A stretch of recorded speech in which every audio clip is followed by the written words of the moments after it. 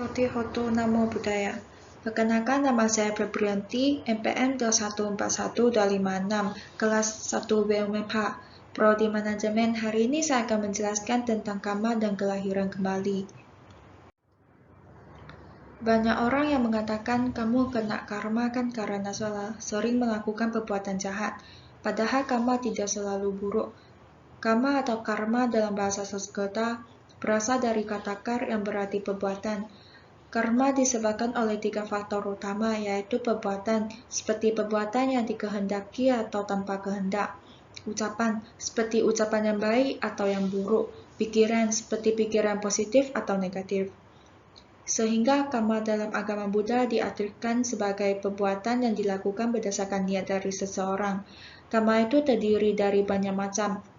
Misalnya, 1. Terkadang kita bisa lahir di keluarga yang bahagia dan sebab berkecupan itu berkat karma dari masa lampau. Karma ini merupakan karma yang melahirkan.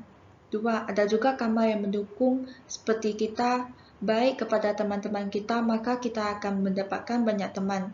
3. Selain itu ada juga karma yang mengurangi, seperti pada masa lalu kita sering menggosip dan juga menyakiti hati orang lain. Maka pada kehidupan ini, teman-teman yang kita didapatkan akan melakukan hal yang sama kepada kita.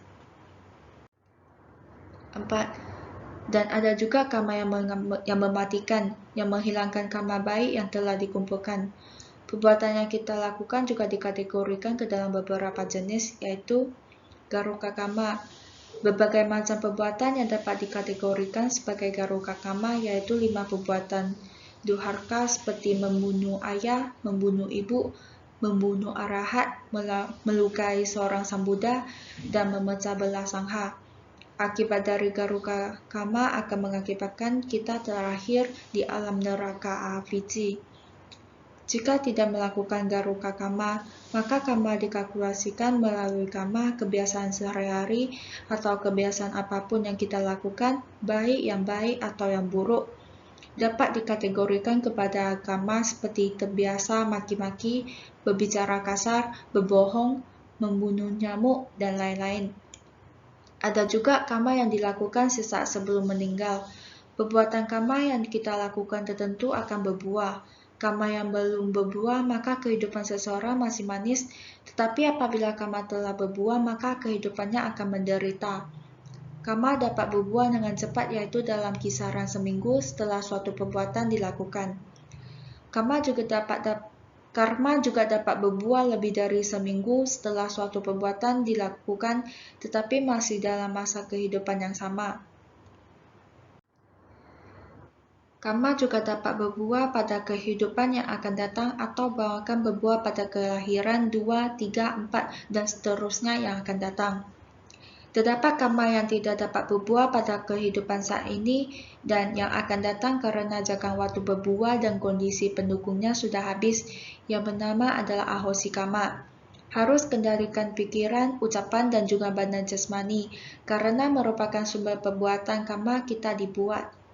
Selain itu, akar dari perbuatan jahat juga harus dikendalikan, yaitu loba, dosa, moha, dan tidak lupa untuk mengendalikan pikiran, ucapan, dan badan jasmani. Orang yang masih belum mendapatkan buah dari karmanya sendiri, maka ia akan merasakan kehidupannya manis sebagai buah. Apabila orang yang telah mendapatkan buah dari karma sendiri, maka akan merasa dunia itu pahit. Sehingga kelahiran kembali itu ada, dan banyak orang yang dapat melihat kehidupan sebelumnya, baik punya diri sendiri ataupun orang lain. Di Indonesia, orang seperti ini biasanya disebut sebagai orang indigo. Kita juga dapat mengetahui kehidupan masa lampau dengan melakukan meditasi pandangan terang, Vipassana Bhavana. Sekian dari saya, Sotihotu Namo Buddhaya.